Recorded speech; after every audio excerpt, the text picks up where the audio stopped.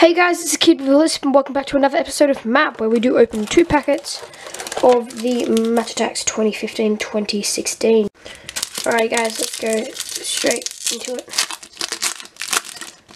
We do start off with the Southampton badge, then we do get this Newcastle player, then we get Ulayo, I don't know, then Ben Foster, West Ham player, Per Mertesacker, Joel Ward is a defender for Chelsea.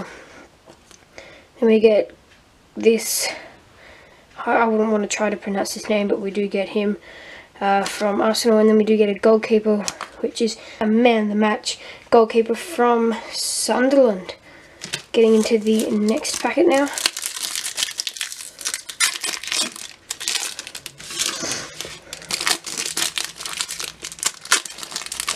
I'm talking about Sunderland, we do pull the Sunderland badge. Then we do get Adam Johnson, Mingale, McManaman, West Ham player, Monreal, Delaney, Daniels, and then we do get this all-rounder card for Everton. Then we do get a defender of Stoke City. Please be Glenn Johnson. It is Glenn Johnson, man of the match card. Oh my gosh, I am so excited.